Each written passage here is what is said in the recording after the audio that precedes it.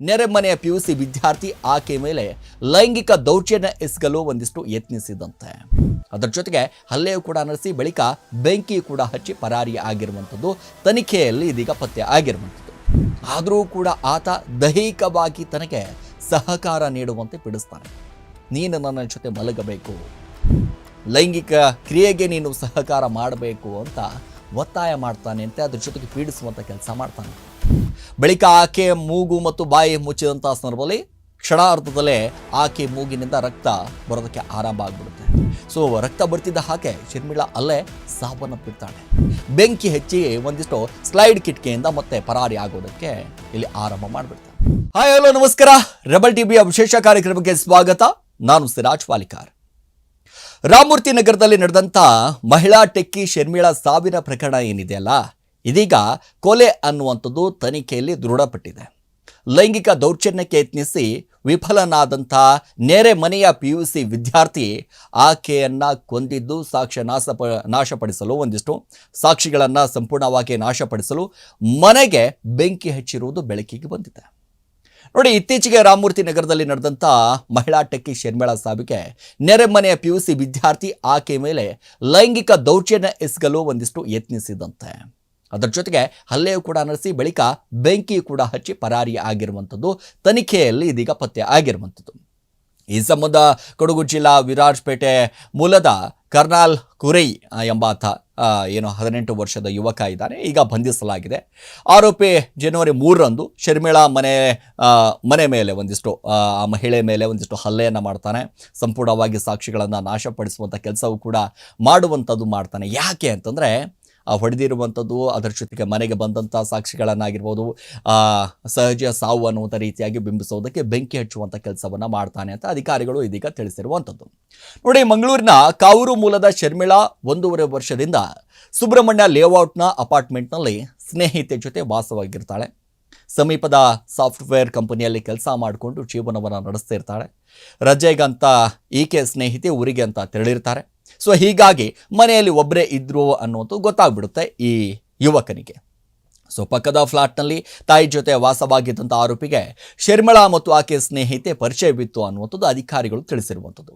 ಶರ್ಮಿಳಾ ಕಿಟಕಿ ಮೂಲಕ ಬಂದಿದ್ದಂಥ ಆರೋಪಿ ಜನವರಿ 3ರಂದು ಸಂಜೆ ಶರ್ಮಿಳಾ ಮನೆಯಲ್ಲಿ ಒಬ್ಬರೇ ಇರುವುದನ್ನು ಗಮನಿಸಿದಂಥ ಆರೋಪಿ ಸ್ಲೈಡ್ ಕಿಟಕಿ ಏನಿದೆ ಆ ಮೂಲಕ ಪ್ರವೇಶವನ್ನು ಮಾಡ್ತಾನೆ, ಎಂಟ್ರಿ ಕೊಡ್ತಾನೆ ಮನೆಗೆ.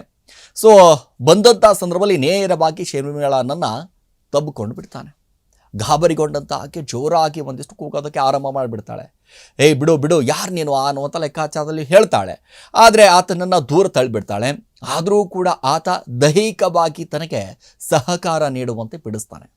ನೀನು ನನ್ನ ಜೊತೆ ಮಲಗಬೇಕು, ಸಹಕರಿಸಬೇಕು, ನೀನು ನನಗೆ ಲೈಂಗಿಕ ಕ್ರಿಯೆಗೆ ನೀನು ಸಹಕಾರ ಮಾಡಬೇಕು ಅಂತ ಒತ್ತಾಯ ಮಾಡ್ತಾನೆ ಅಂತೆ. ಅದ್ರ ಜೊತೆಗೆ ಪೀಡಿಸುವಂಥ ಕೆಲಸ ಮಾಡ್ತಾನಂತೆ.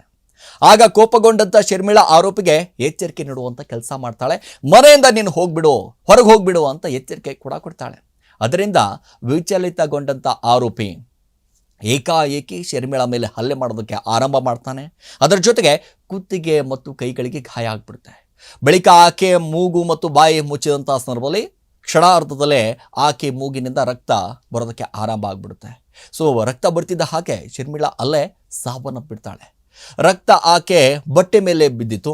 ಸೊ ಗಾಬರಿಗೊಂಡಂಥ ಆರೋಪಿ ಒಂದಿಷ್ಟು ರಕ್ತವಾಗಿದ್ದಂಥ ಬಟ್ಟೆ ಹಾಗೂ ಇತರೆ ಬಟ್ಟೆಗಳನ್ನು ಹಾಸಿಗೆ ಮೇಲೆ ಹಾಕಿ ಬೆಂಕಿ ಹಚ್ಚಿ ಒಂದಿಷ್ಟು ಸ್ಲೈಡ್ ಕಿಟಕಿಯಿಂದ ಮತ್ತೆ ಪರಾರಿ ಆಗೋದಕ್ಕೆ ಇಲ್ಲಿ ಆರಂಭ ಮಾಡಿಬಿಡ್ತಾನೆ.